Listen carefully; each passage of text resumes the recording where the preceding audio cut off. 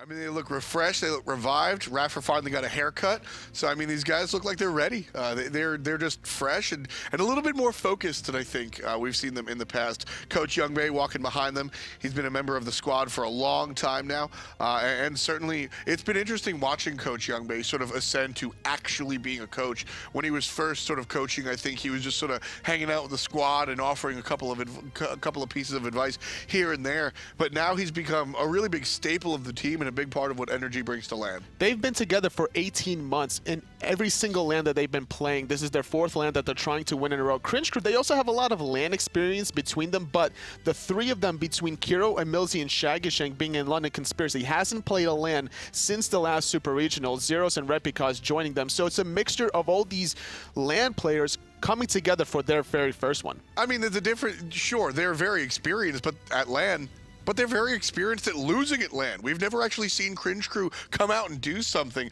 What's the biggest speed bump that prevents Cringe Crew from finding these victories? And don't say NRG. Well, I think they need to not rely on the LAN meta so much. I think they were relying on, they looked at the earlier groups, they looked at how teams played, they looked at how late every game went. Right. And they relied on being able to get there against this NRG squad, which was just never going to happen. They need to draft better, they need to rely on defense to help them out. Well, here's the thing. When it comes to LAN meta, all these micro metas seem to exist independent, right? You can't look at Group C and say, our meta is going to be the same as Group B and Group A, especially when you factor in, folks, that this is on the next patch. This is on 3.19, not the same patch that we saw before. It seems that there's a theme in every single group. Group A was the tank meta, Group B was the snipe montage meta, so we're going to see what actually is going to come out of Group C. So NRG, they're able to get the first pick. So just for you folks at home to understand, first pick for game number 1 is decided via a coin toss. And then for game number 2, the loser gets to choose. So Cringe Crew have opted to go for second pick here, feeling that they might have a little bit of an advantage getting 2 choices. But NRG, they're going to snap pick the Fafnir off the bat. This is something that we've seen NRG do pretty much the entire fall split. They love this Fafnir pick. Did you see how iRaffer just threaded the needle in the mid lane for, I think, NRG's 3rd kill on Kero well, with hey, the hammer? let me ask you this question. What is that ability most like? Thanatos Death Scythe. That's true. iRaffer was a Thanatos jungle main once upon a time. There is a connection there. His accuracy is certainly a part of that. So, NRG, going to start off with that Fafnir, where Cringe Crew, ISIS, but they get the Athena this time around. I think that's one of the, if I were to ask you as a coach, you know, what are the big adaptations that you have to make coming into game 2? I think the Athena is going to be one of the big changes. Yeah, it's interesting to see we saw the exact same bans come out from game 1, but a little bit mixed up. They've traded out the Naja for the Freya. But they do get their comfort picks. I think EmilZy is really, really good on this Athena. Yeah. The Isis is going to give them a bit more pressure this time, and we see the Batz and the Raijin coming out on the other side. Raijin, a god who has been played to death by Yammyn. Yeah, I mean, this is one of the rare mages that you'll see Yammyn actually bring to the mid lane, not playing the Chiron or the Anhur or anything. This is where I believe Batz should be selected. You and I were talking off screen a little bit, Hazer, about Batz's role in the draft. When you have first pick, you're sort of directing where your overall strategy is going to go, where your overarching composition is going to go. Batz is more of an answer character than a character that really brings an argument to the table. Isis and Athena, you're looking for control around objectives and team fights, and Batz really breaks that up. Yeah, and you see them pick up the Jing way this time, which might give them a bit more global rotation as we see the bans coming in. We've got a Ram banned out by Cringe Crew and a Kepri banned out by NRG here. You know, it's interesting to look at the bans coming out from Cringe Crew.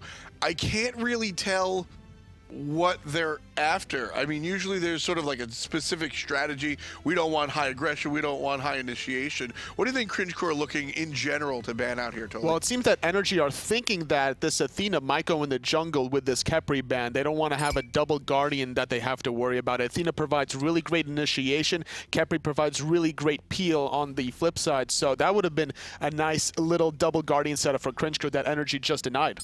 Repikas does have a little bit of history on the Athena jungle. I think more people know him for obviously the iconic Kali play way back when to bring Titan into Worlds and some of these more aggressive choices. But Repikas has always been able to play sort of that support style, absolutely, for sure. Yeah, and I think he has played that Athena jungle at least once throughout the online stages. Yep. So NRG obviously done their homework here. They've not been slacking at all, knowing that Athena could be a flex pick. I think it also could go to solo, but obviously won't this game with the Erlang Shen coming out, unless we see a bit of an Erlang Shen support as we've seen over in NA. Ooh, the Izanami moused over. Of course, last time we were teased with the AMC. And when it comes down to it, also, I don't know how much of it made it to the player interviews, but I remember talking to a lot of the pros, a lot of the European pros, even some of the North Americans, about emilitoo, and they said, if I have to find the biggest troll in Smite, it's probably emilitoo. So we're getting punked one more time. Not going to see the Izanami. Instead, we'll see the Anhur again. It's going to be also Erlang Shen this time for Zyrhoes, and we're going to see Dimi counter that with a Bellona. I like this style because if Zyrhoes is going to be aggressive the same way Dimi was by using the turtle to go through the wave and trying to in-hand the whole wave, you're going to be met with a Scourge to prevent that. So there could be a lot of counter aggression and expect a lot of fireworks early on in the soul lane. I love to see the sort of the ebb and flow of characters in Smite. Bellona was once upon a time the end-all be-all, absolutely just pick her and it's all said and done. Now here she's a specific counter pick. So that's pretty interesting. Cringe Crew finishes up their draft, and it does look like we'll see the Athena jungle. I doubt we'll see the Croc in the jungle. So we are going to see Repikas on the Athena, and the support will be Sobek. So Jing next to Sobek, Erlang Shen in the short lane, Athena in the jungle, and Isis in the mid lane. A little bit more balanced out this time for Cringe Crew, I would say. Not quite so late game focused. Anatoly, your selection for game number 2. I'm liking the crowd control coming out of Cringe Crew between this Athena, Isis, Sobek, the late game damage out of Jing, but NRG, if adapting and Yammyn can get off the same way they did in the first game, then I'm expecting NRG again. What's your take? I'm going to go with NRG as well. I think they're going to be riding off the tidal wave of confidence they've gained from game 1, and I think there's not a lot Cringe Crew can do here to stem that, but I do like the draft a lot better this time. 25 minutes, almost 25,000 gold in the lead was NRG in game number 1. Casters, will we see it in game 2? Well, we'll see, because at the start of this one, it's a little bit of a different matchup this time around. Cringe Crew have spiced things up a little bit. Now that Erlang, Shen, and Athena, I guess, is still both flex. Yeah, but with the Sobek pickup, I think this is something emilZy really loves to run. I'm not saying we're going to see it, but possibly blink Sobek. It's something he has utilized before. I'm assuming that Athena is going to be in the jungle, and the Zyrhoes Zyrhoes solo in Erlang, Shen jungle, but I don't really see Zyrhoes playing the Athena solo lane. I don't know if that's going to be a thing. It's a thing of a long time ago, but not so much, and here it is. It is Repi in the jungle with the Athena. emilZy on that Sobek, starting off with no relic just yet. CC just trying to scout out there, get some wards down. Repikas and the boys of Cringe Crew here have basically drafted a very similar squad to what Sanguine did overall here. Double tank, even triple tank with the Warrior there on top of the 2 Guardians, and the Isis for the sustain with the Circle of Protection. This is a very similar composition that we saw come out of Sanguine. I think they did run the double Guardian with the Isis. It wasn't always just the Raw, it wasn't always just the Guan Yu. This was their other kind of half-sustain god. Really, it's just about this early pressure, and I love that Cringe Crew now do have the Isis in their composition. One thing that they lacked in last draft was, yeah, they had a great team fight, but zero pressure in any of the lanes. Well, there you can see the face-it player comparison between the 2 junglers here, adapting off to a great start in game 1. Repikas on the Athena this game, and we'll be starting off with the Wrath as well. Remember that one. That Wrath will come into play at the start of this game to allow them some early clear, and we're not going to see an invade coming out. And honestly, they probably had the clear without it, so I'm assuming Repikas is really looking to abuse early Gold Furies. Yeah, NRG do have the Fafnir, which is the best support for Gold Furies, but with the Isis, with the Athena that can ult across the map, along with the Wrath, you have to be looking at it. However, I think iRaffer had expected this. He's gone the Wrath himself this game. Just in case, I do like the fact that Repi's got this. One thing we don't talk about too much about the Wrath is it does stun melee people around you in melee range, and that will allow you to Athena taunt into a stun if needed to follow up off that in the early game when your taunt isn't as long. A whole lot of control. I really want to CC get this game started off early. Right-hand side, though, Zyrhoes already being pressured. Oh, that bludgeon hit heavily. The crit came through as well. He's going to be pressured out. He won't be forced back to base. The potions will tick away to allow him to sustain, but he's going to be on the back foot early on. Great matchup here coming out for Dimi. Obviously, a lot of what Erlang Shen does is throw out the pin and then utilize either exposed weakness or just his auto attack chain to really get lane control. And now he's going to be disarmed. You have to imagine Dimi's going to be doing that every single time Zyrhoes pushes up. And there's his escape. Again, overhead smash comes out. No crit this time. Somersault to slow down again. And Zyrhoes Zyrhoes absurd. is dead for first blood. Adapting gets another first blood to his name. Adapting has so many different starts. We see him a lot of times rotate over to the soul lane at level 4, a little bit before he hits level 5, set up a lot of ganks on the soul lane. We haven't seen it in quite some time, but right there, pressuring Zyrhoes out to be low enough health before his potions can tick up, and then just rotating back to the lane, that was fully abusing that matchup. They knew exactly how Zyrhoes was going to clear the lane. They knew he was going to pop that turtle. The second it was popped, Adapting just walks in, and first blood goes over to him. I'm going to be interested to see where Dimi goes with his build here. Will he be maxing Scourge here for the disarm to clear the wave, or the bludgeon? Because bludgeon can be cancelled out by the turtle knock-up here, but it does cost Zyrhoes, ability to continue a combo by investing into that. And he is maxing out that Scourge there. He's also going to be able to match the sustain that Zyrhoes is going to be bringing out with that Death Toll, and obviously that AoE basic attack on the last hit, and just going straight into fighting Zyrhoes on cooldown. I'm not too worried about it either, by the looks of it. You can see the sustain coming through with the potions as well. And obviously the shield bash beforehand to block some of that auto attack damage coming in does come in handy as well. Bellona's matchup here, this is something that Dimi definitely knew would have been a pick for himself if he was against an Erlang Shen. It's just a great counter pick coming out, and they also, despite having that Athena picked up as well, they knew the Erlang Shen was not going to be flexed into that soul lane. They felt confident that it was going to be Repikas bringing the Athena instead of that. And now, Cringe Crew will have a couple ways to respond. They can just kind of leave Zyrhoes alone. emilZy's body blocked in place by that pillar there. That was an awkward position. Good gust, though. Good gust did come through, like you said, from Shaggyshenk. Otherwise, his support could have been in a lot of trouble and would have been forced to use Meditate. This is okay for Cringe Crew in this lane. They have Shaggyshenk on the Jing Wei. We know how efficiently she can farm. Obviously has the passive to get her back to lane, even if she takes an early spill. So not too much of an issue. And on top of that, we didn't mention in game 1 here, the differences in push power, how NRG controlled every lane with their superior dominance of clear. Well, this game's a little bit of a different story. Look at this, actually, right-hand side, Adapting was setting up for the speed buff, but I think it got taken about a second too late. It just came up. Adapting, I think, was just looking for the opportunity. If it was there, he would have invaded. The spawn didn't come in time, though. So what that seems to have me, from my point of view, is Adapting thought the Wrath was consumed on the speed buff and not the blue buff. You actually saw Cringe Crew use it on the blue. Yep. So Adapting's like, oh, okay, they have Wrath. They would have used it on speed for a quicker cooldown of that to have it up available again. So I'll go there early because it'll be up before mine. Unfortunately, not the case. Repikas has already doubled the amount of speed buffs he got from last game in the first 3 minutes of game 2. And so just not being pressured out in the early always gives you hope. If you could stay even in gold, it doesn't, your team comp obviously does matter, but when you're that far behind in game 1, you have no hope in coming back. On the blue buff here. Adapting is coming in to Athena and Erlang Shen. Thano Evil on to focus on Zyrhoes as we do see the engagement once again from Bellona. Perfect. With the Eagles rally. Dimi gets credit for the kill. Look at that. Adapting's going to body block to make sure he can't escape. Double kill the way of Dimi and another 2 kills for NRG. He's a robot. Everything he did in that fight was absolutely perfect. He throws the ult in the entirety of the blue buff, splitting up both Repikas and Zyrhoes. He then overhand smashes, hitting both of them and the blue buff to help secure it. On top of that, immediately turns to Zyrhoes because he is solo. Very easy kill. He throws out the monkey after getting taunted. The second it goes to Zyrhoes, he teleports to him. The kill comes through, and then he jumps over the wall to body block Repikas in the only escape route he had possible. And Adapting He's a robot. Off to a great start, getting level 7 now, and giving Dimi the double kill in that solo lane as well. Just escalates the situation for Zyrhoes here to have to deal with a Bellona that's going to be further ahead of him. This has to be demoralizing for Zyrhoes. Just last game, a lot of it was matchup issues where he got abused being on that late game god against Erlang Shen, who has such a dominant matchup to the Amaterasu, then the constant ganks from Adapting. Oh gosh, look at that pressure already. And then game 2, now he has Erlang Shen. Obviously still not the best matchup, but Adapting just ganks him at level 3, and he had no way to expect that. At the same time, NRG haven't really shown picks here, but what they are doing is showing tactical advantage here. Full all-in from Dimi. Gonna force the Athena ult in response here. There won't be no backlash coming out from Cringe Crew there.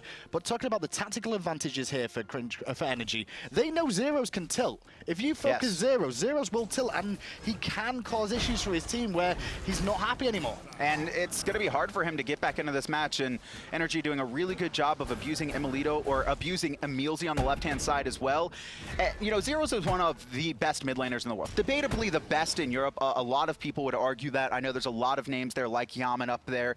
But with the switch to solo lane, Hazer said it best. It's the hardest lane to switch into. There's so many small matchups.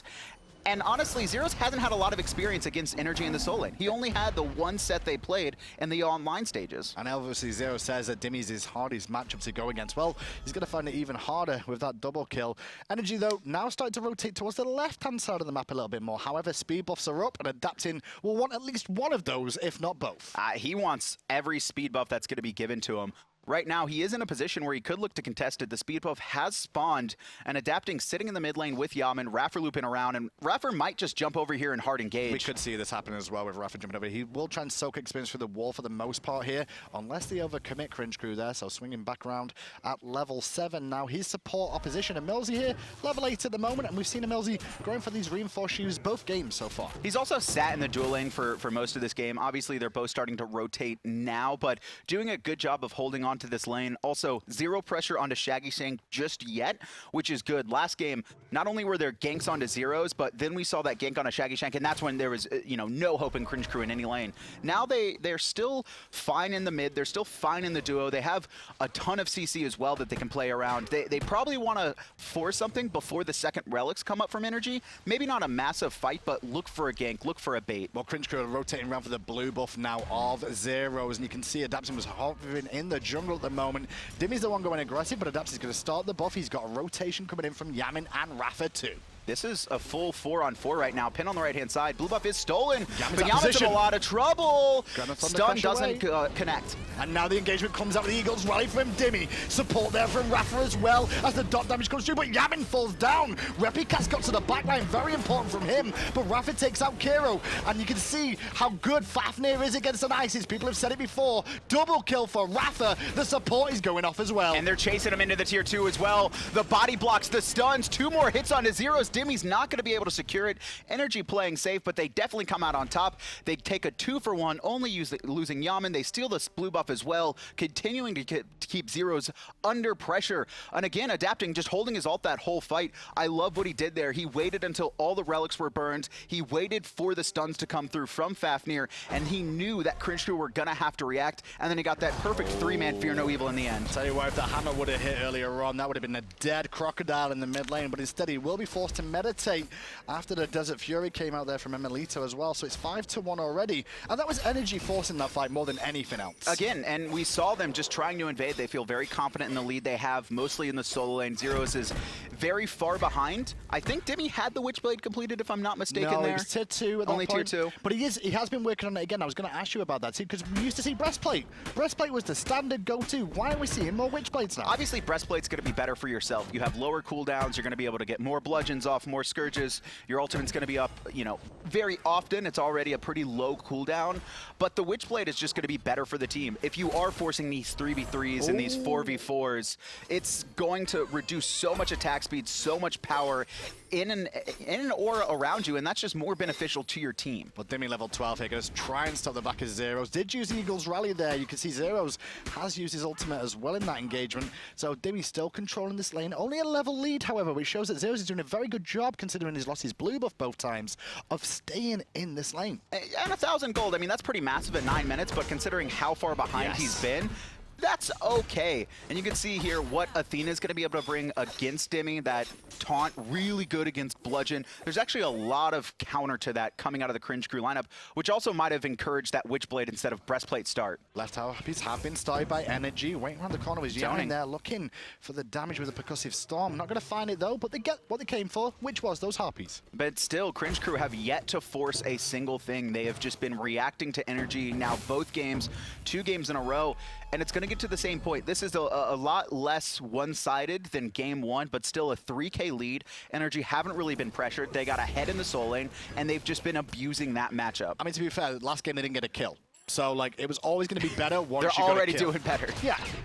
As you look at this one, as you said, 10 minutes in, good situation for the boys of NRG to be in. hi-rez has been completed now for Adapting as well on the Batz, which has pretty much become core nowadays for most junglers. It's just the extra damage. It's 50 flat power. You get a little bit of cooldown. It has almost everything you want outside of penetration, which is, Adapting's okay with that. hi-rez actually works really well with Batz because it is about utilizing abilities and in-hands together, and because that's what Batz does, where he pops an ability, weaves an in-hand, another ability, weaves an in-hand, hand, it's just so good for his kid. emilitoo forced to purify thanks to the pull from emilZy there. The support of Cringe Crew on the way, but so is the support of NRG too. emilZy go for the double dunk, and it will secure the kill. emilitoo falls down. Raffer is here alone though. Yammyn still waiting in the jungle for a kill, and the drums have been sounded, but it's Yammyn in trouble. He's got a Thunder Crash away, but right now Cringe Crew in a really good spot. The taunt as well, forcing a couple purification, and Cringe Crew know they need to win this fight. Repikas going for the body blocks. It's bye-bye. Shaggy answers onto Yammyn, and Raffer's going to be forced out. However, the right-hand side of the map, what happens is this goes on. Adapting went for the tier 1 tower with Dimi forcing Zyrhoes out. They'll strip the blue buff as well. So overall, it's pretty much an even trade. And that's what NRG's really good at. I think Adapting recognizes he can't make it over to the left-hand side before that fight ends.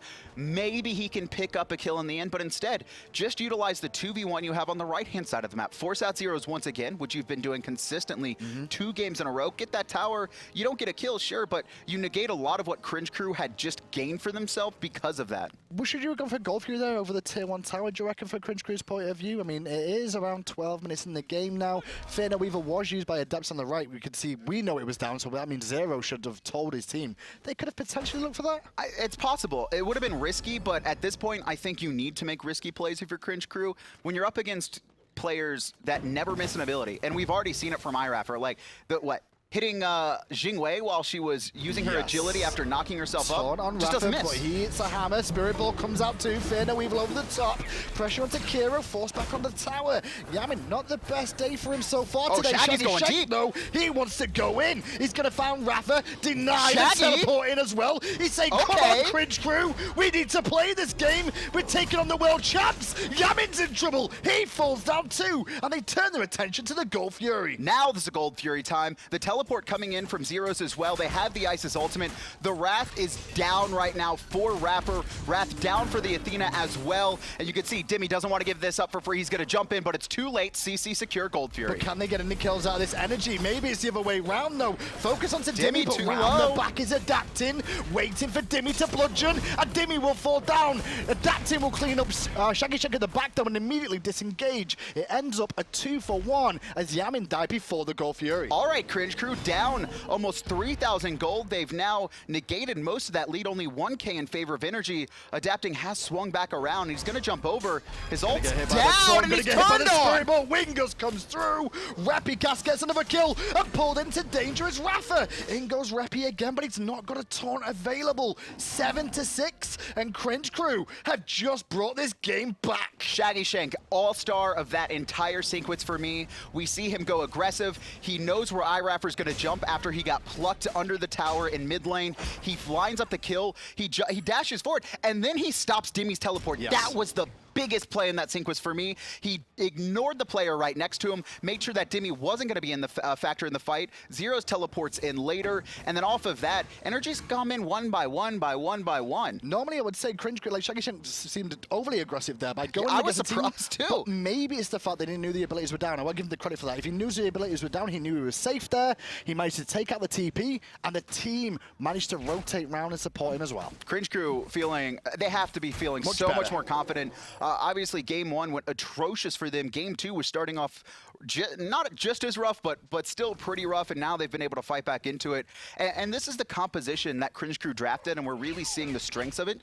When they fight as a unit, they have so much control. They have the taunt, 2 taunts from both Zyrhoes, Repikas obviously on a lower cooldown, the stuns and silences from Zero, the disruption from the Gust on Shaggyshenk, and then emilZy as well. That big area denial. We've seen the Sobek do actually a lot of the damage in these team fights. Now we're following Yammyn here. In game 1, he was okay. He didn't do anything flashy, and he went for like 0-0-3. He didn't get many kills or get involved in too many of them. There's only 9 in the game, but still, 0-0-3, not really a slash on you see on Yammyn. In this game, he doesn't look like the real Yammyn right now. He's not at the standard we've come to expect. Yeah, Yammyn's just thunder crashing pretty aggressively in a lot of spots, or thunder crashes way too late. Just positioning getting caught out. Yeah, it's the positioning from him. And obviously, as we see in a fight in the mid lane here, that emilZy. minion, that poor old minion, emilZy wanted to punish that one bad there. Not going to find the pick as Adapting. Will clear out the ward on the left-hand side here. And Adapting going to swing back towards mid lane. It's actually Cringe Crew constantly looking for plucks, looking for taunts time and time again. Ultimate's online for both, and that's what you have to do with an Athena or with an Isis with that Spirit Ball. You want to bait out those relics before you engage. Obviously, you have a lot of options, especially in extended fights, but it's much easier to win a fight if you can have that Sanctuary down, have that Purification down before you engage. And so you really want to be abusing this Athena to do that. That's why she works so well in the jungle too, because she just gets that extra experience that allows her to stay a lot tankier. NRG trying to clear out the wave here, but they're still focusing down the tower. Fafnir Weevil used by Adapting. Kero fine and forces down. Repikas surrounded though and focused down for a little bit, but a lot of tankiness on the side of the Athena is going to allow him to escape. Yes, it was. Or a Sanctuary, I can't really tell right now, but four members surrounding an Athena. You saw how useful his build is right now. It's pure tank. He's got the Helm, which is going to give him a little bit of magical power, but the Spirit's Robe, the tank boots, NRG are investing a lot into killing him. Oh, that pluck's not going to find, but it's still pressure onto emilitoo, but a great hammer from iRaffer will make sure the Repikas dunk does not connect and doesn't force him to leap to safety. Oh, Repikas, two-man taunt, emilitoo caught. He is going to be able to back out for now. Good pillar as well, and no Gold Fury open, but Cringe Crew are just keeping this assault up. They're keeping NRG on their toes on their own side of the map. This Gold Fury, the next one that spawns, very important. A minute out until he respawns again. Obviously, with the Isis online, who's gone for Gem of Isolation here, which we'll touch on later. As you can see, Cringe Crew looking at the speed buff of NRG. And I like this. Don't wait a minute. Don't allow NRG to fight back into this one. Dimi and iRaffer are here, and it seems like Cringe Crew are just going to bail. They're not as confident, I think. I think if these sides were reversed, these team comps were reversed, NRG would have gone for that. But Cringe Crew deciding that they're just going to play it safe right now. They've now finally taken the gold lead back in their favor after 17 minutes. Well, we've got, as you can see, the gold lead actually pretty much even experience. It's actually very interesting, especially when the fact that we saw how far behind Zyrhoes was early on. Zyrhoes is now caught up, at least in experience, maybe not in gold. It looks like EmilZy actually the one doing a little bit more farming than iRaffer, I would say. You could see the gold difference actually leans in favor of iRaffer, but EmilZy doing a much better job of splitting up those experience in camps. Yeah, that's Talaria more than anything else coming into play with that. Obviously, as well as, don't forget, you are playing Fafnir, who gets free gold. Come on, man. For being a dwarf. Hey, dwarfs are greedy. That's how it works. It is. They are greedy. And Raph is one of the greedier players, sometimes. One of the greediest. He took a double kill earlier on, and now NRG behind. Old school Incon, man. Just stealing all the kills from his carries. Well, this Gold Fury, very important for both teams here. Let's listen into Cringe Crew as they attempt to take it on the Steel Series. Listening. Tell me if you need my TP. I'm gonna push on it now. She's coming back. She's coming back. Push mid wave. We need D-wards right now. Why do we only have one D-ward? I can back one. Yeah, do that. You're alone, Revy. Yeah. But two Someone help me. Batz is coming. We're coming. Batz is sentry. Good shit, dude. Nice. I don't think we need a D-ward here, right? The healing... Come look for it now. Look for gold here. Yeah. We got sentries, let's just go. Sentry. I can look for taunts in mid, I got started 2 seconds, 2 seconds. What's up now? Nah, he's looking for it. I'm out pressing Bellona. I still have TP advantage. Okay. Yeah, go gold though. Look from here. Up here. Yeah. Could Humbat be coming to us? They're like looping up here, Sentry. I'll start it, alright? Yeah. I got shot. Long way, come long Yeah, way. I'm coming long way, I'm flat TP, as well, gonna TP guys. Look from up here. Look from. Keeping. I'm with you. Silence. They're gonna go. Yeah, back up. Good damage. That's right, you know. Start gold. Nice. They wasted it. Go, just get gold. Get it. That's free. We have Hawk, right? Yeah, it's free. Gonna blink over. Oh no, it's Nah. never mind. Nice! What a fight! Yeah, right. I'm popping heavily. Hold on, right. Need help. Right, it's out. Kill him! You mean, Eggy? Block! Ah, sick. We can. Nice. Bellona's coming. Oh, sorry. Bellona's coming. I have stun. Okay. We got to pick. Good shit, boys. Good shit. Good poop, boys. Good poop. That's all I heard at the end there. Yeah. There was a fantastic little play coming out from Cringe Crew there. Very calm and calculated comms. It's a EmilZy shot calling. Zyrhoes giving clear, defined instruction of what to do because he's got pressure in the solo. I love what they did too, baiting out iRaffer there. iRaffer actually holding his ult after he got taunted there. And what that did is it forced him to get so low he had to go back to base. That is the Wrath on the side of NRG. That is what can compete against Cringe Crew's Isis and the Wrath coming out from Repikas. With him not having an issue you, you saw the call. This is free. This is a free Gold Fury. They secured it. And like you said, Zyrhoes, very vocal in comms. He is just screaming everything that's happening in that solo lane matchup. So they call know. he's like, call my TP. He doesn't want to TP at the wrong time. Nope. He's waiting for the shot call from his in-game leader. But the in-game leader, EmilZy, on that left-hand side near the Gold Fury pit, very calm, collected, like, no, we can't, we're fine. Let's look for a taunt here. My dash is up in 2 seconds. Wait for the dash. Okay, go. Good stuff. It worked out well. Now let's move on. Go for the Gold Fury.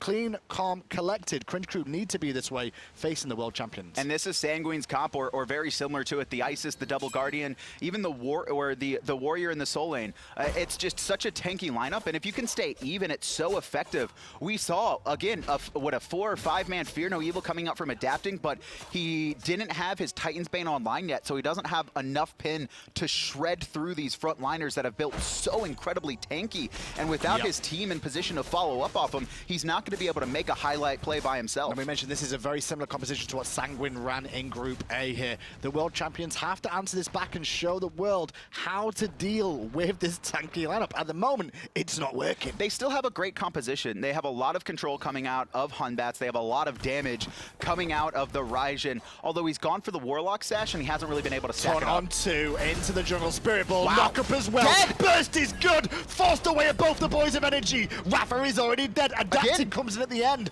trying to support, but completely free. Tier 2 tower and free kill for Cringe Crew. That was disgusting. The 2-man taunt into the Jing knockup before they even came down. Both iRaffer and who was that? I think Dimi were under 30% life. They couldn't even respond.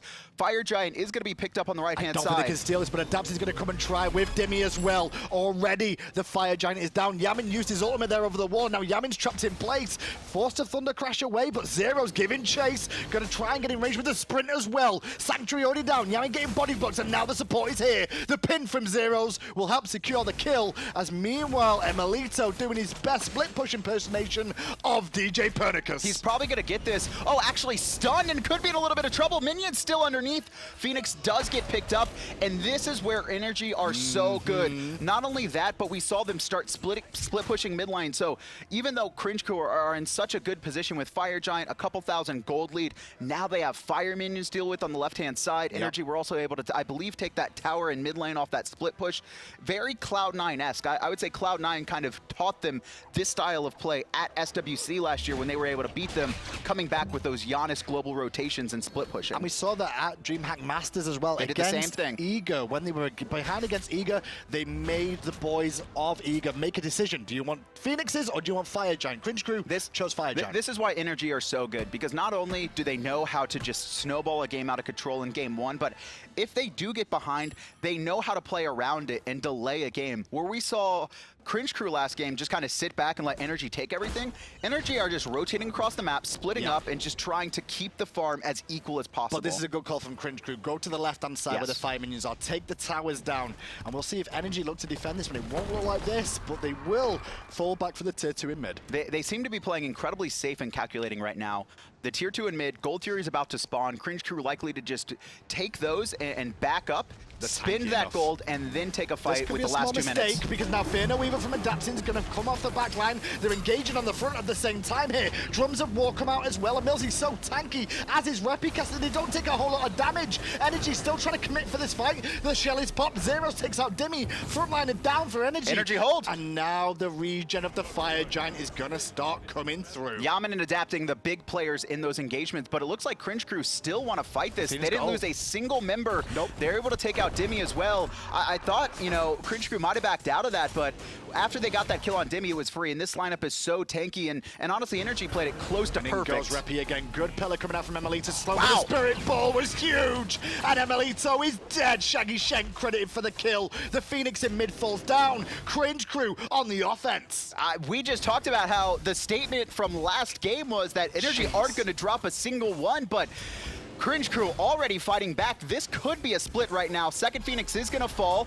The Spirit Ball connects onto Yammyn, and we're seeing Kero look so much more comfortable in this ISIS. That Scylla, I saw so many missed ults. He wasn't playing off his team, but much more comfortable in game 2. Definitely some land nerves, I think, that affected him. But is that also with the composition he had there? He's got 2 Guardians to bring him targets here a little bit more? Well, obviously, the composition is he's much safer in this composition drafted. But there was times where Kero just was not playing like the Kero we saw before. What do you think about the Gem of Isolation, by the way? Because I did touch on it a little bit. I like it. It did get buffed, especially so on the got more ISIS. power this time around as well. A lot of what Cringe Crew are going for aren't really these massive damage builds. I mean, outside of Shaggyshenk, it's more about utility, a ton of CC, very high base damage from the gods they have drafted. Athena and Sobek have some of the hardest hitting abilities of any Guardian, sans like Yammyn and Ares chains, really. And so they're just using that to augment. And they like these longer extended engagements as long as Isis can stay alive. There is now, what is it, a little bit cheaper on Gem of ISO, a little bit more power as well. And so that Wing Gust, I mean, he's just spamming that. It's 4 ticks, it's gonna hit multiple targets, and they're just gonna be slowed. And it's hard for NRG to fight into an already tanky lineup when the entire team is also now very slow. And we mentioned in game 1, like we said, you know, maybe NRG go to undefeated, and we would see, obviously, Obey and Cringe Cyclone watching very, very closely to that game 1. They'll be looking even closer with a smile on their face a little bit more in game 2. I don't think any team's going to draft 0 pressure in any lane against NRG for the rest of the tournament.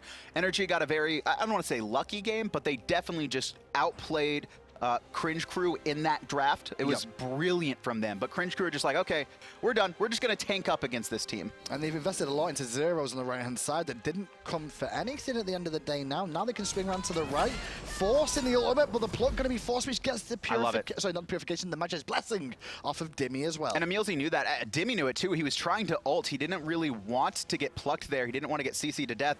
Fire Giant about to spawn now, and Cringe Crew are ready for it. And you can see on the left-hand side, the Phoenix has respawned there. Adapting's going to hang around. He was backing for a second, but I think the call is we have to get this Phoenix again. The boys of Cringe Crew, however, not going to start because it's not available just yet. They're going to clear out mid lane first of all. Are we having a base race? They don't know what to do. We're base racing, boys. Zyrhoes backed. Is NRG, but with Zyrhoes back in, NRG are way out of position, and it's cost him the Fire Giant unless iRaffer in the mid lane can make a play. Look at that. I mean, that was a call to end. We saw that from NRG, I think, in the spring split. But now because Zyrhoes is here, they don't want to take this. They've got to back to base. Even if they could kill Zyrhoes there, they're going to lose that base race because he could stay alive for so long. Zyrhoes actually didn't have an ult there, and I think if they knew that, they probably would have jumped in on him. The funny thing is what NRG have shown me time and time again, if they get behind, they go for split push and look to backdoor and do a base race end. The difference is that because that's the only strategy when they're behind that I've seen from them, that every team recognizes They know it. That's why Zyrhoes was back. That's why he was there, just in case. And even if Cringe Crew didn't realize it before, we saw the adaptation where they got that first Fire Giant. They lost that Phoenix. This time they need to make sure, or they made sure, excuse me, that adapting wasn't going to be able to get anything for free. And now, sieging up this final Phoenix. Nobody has looked special in the group stages so far. Everybody has been shown that they can be beaten, and it looks like NRG will be beaten in this one too, just to keep that trend going. Cringe Crew sieging up the right-hand side. Middle Phoenix due to spawn soon. 10k lead. There's the taunt onto Dimi, and he's knocked up as well. A lot of poke damage, and adapting, biding his time on the side right now. He has the blink. He's got a lot of penetration in his kit right now. The ISIS specifically needs to be very careful. Taunt from Repikas going to force purification on Yammyn. The Phoenix still being focused down here. Pink comes out for some decent damage from Zyrhoes there. Phoenix falls, and now it's NRG going for the engage. emilZy very low, adapting in the back line, but he's got to jump out, and emilZy and Repikas are chasing him. Adapting, trying to get away under the middle Phoenix, does have his purification, but that middle Phoenix about to fall again. A little bit messy from Cringe Crew here, but all 3 Phoenixes are down for NRG now. They're looking for emilZy at the backside, Dimi, but surrounded by 3, and they're all tanks. They'll pick one up. Oh, Meanwhile, though, the damage dealers were left alone, but Kero, boom goes the ISIS, or should I say the Anhur. Yammyn, Thunder Crash is not into his base, but away. He's trying to make a big play, gonna get taunted out though. No relics available. Sanctuary buying him some time, but it's not gonna be enough. He's gonna fall. Only iRaffer and adapting left to defend. All 3 Phoenixes down. Fire waves pouring in too. And Cringe Crew, they look like they're gonna split. They are gonna split. They're going to find the split against the world champions. They did it in the online stage, and after an absolutely destructive game 1 from NRG, game 2, a different story. Look at emilZy. He feel so relieved. That was such a stark difference. I mean, when you see that game 1 come out from NRG, you just think not only this set, but I thought the LAN was over. I thought everyone was playing for second. Not only game 1 though, I mean, start of game 2 went the same way for NRG as well. Got off to a great start. We saw a couple of kills. It was 5-1 in terms of kills for NRG, with some invades coming out again and pressure, but then came Cringe Crew. So here's the thing. Tanks are coming back into the meta, very tanky lineups. When you start tanking up, when you start playing sustain, what that does is actually kill a lot of mechanical players, because it doesn't matter how good they are. If they don't have the damage to kill you, they're not going to be able to outplay you. And I think that's what teams should start playing against NRG. If you try and play straight up matches where you're just assassin versus assassin in the jungle, trying to outpressure them, mechanically they're just going to beat you. Every single player, top in the role, top 3 easy in the world. And so don't play that game. Don't play a game where you have to outplay the best. Instead, tank up, play very calculated as a unit, go for objectives, and play together. Well, NRG did not expect it to go that way. After analysts, what do you think? Well, like we said, Hindu, earlier in the broadcast, Cringe Crew certainly one of the more adept teams that coming back in game number 2. We saw EmilZy obviously get excited. And Coach Deathians, you saw the big guy behind the team there celebrating the victory. One of my favorite Germans. Absolutely love the guy. And they do a lot of big thinking. They do a lot of homework. And that's what enables them to adapt and adjust to game 1s to find victories in game 2s. I like their strategy switch up, going from the first pick Humbats game 1 that had no impact at all in the game to now going for this Athena. That was a flex pick. We even saw the Kepri ban. So NRG knew that this Athena was going into the jungle, but they didn't adapt to this tanky lineup coming out of Cringe Crew. We didn't see a single Sunder. That's exactly what I was going to talk about. People need to stop thinking about Sunder as this sort of fun troll item. It has a very specific use in Smite, and it's excellent at taking care of tanks. Tanks are the entire NRG lineup. You can tell I'm a little mad about this. Sunder's a perfectly strong item, and we just saw no option. Yeah, I think the Sunder would have been a possibility there. Maybe I wouldn't have built it. I'm still a bit in the old, I want shell, I want sprint, I want meditation camp. But yeah, that was outstanding from Cringe Crew. You can see NRG banned away that Athena in the second drafting phase in game 1. They finally got the Athena, and they showed exactly what they can do on it. And we saw not just the domination in the team fights, but also around the objectives. You've got the Isis, who's one of Kero's famous gods. And then, of course, look at this control. EmilZy able to just serve up and serve down whoever he wants. And then this is right after the Cold Fury is taken, the subsequent team fight. Right after that, Kero flexing just a little bit.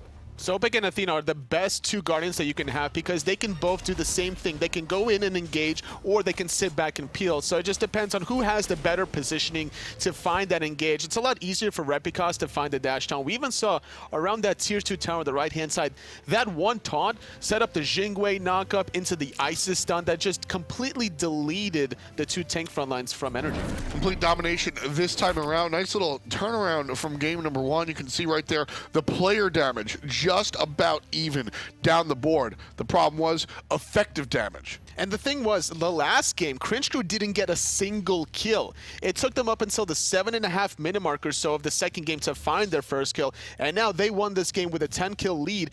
And they split with NRG, same exact way that they did in the online phase. They lost the first game and won the second. If you look at the damage mitigated there as well, you can see the real difference between those 2 lineups. You got 98k, not almost 100k mitigated by Cringe Crew, whereas NRG are standing about 70k, so that's a 30k difference there.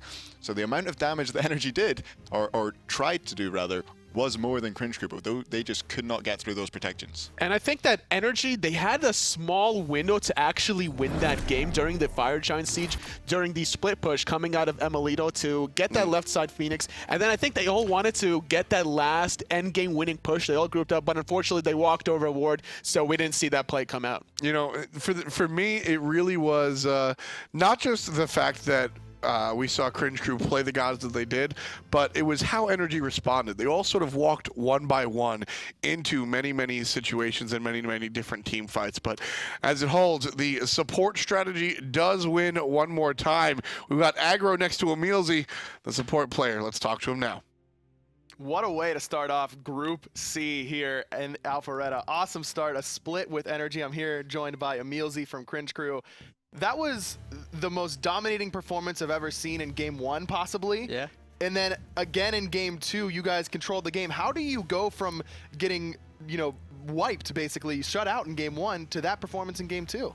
well, we need some warm up, you know? We just kind of need to get warm, but nah, for real, first game, we were playing full late game comp, and they kind of saw it coming, so they played early pressure, and we just didn't really know. We knew how to play against it, but we didn't fight, and we gave up everything. So even though they only got 9 kills, we actually ended up being 20k down or something like that. So that's not really good. And then we just thought, okay, let's play a bit more early pressure, then maybe we can contest them early on, and yeah, we did. You absolutely did. Just these sort of compositions we're starting to see a lot of, the Athena jungles, the double guardian. Is that something that you guys saw early on in Group A and then again in Group B and said we need to practice this sort of stuff? Well, I mean, we kind of saw it coming. We have been playing a bit with it, like trying it out, of course, after seeing what happened in Group A. I feel like Athena jungle is really strong right now, as you can see on the screen here. It's doing quite a bit of work. So yeah, I think we can play it decently. And Chao has been on our team as well, so we have had this kind of player that plays these guardians, so we are used to it as a team. Very true. So how do you guys feel about your chances moving forward? I mean, this is a great start for you guys, splitting with the top seed in the group. Do you feel confident securing that second spot for Super Regionals right now? I mean, yeah, but we're going for first, but obviously, like, we want to take it all. So yeah. All right, a lot of confidence coming out of emilZy, and I love it. Awesome way to start Group C. We're going to come up with some more hot Smite action right after the break.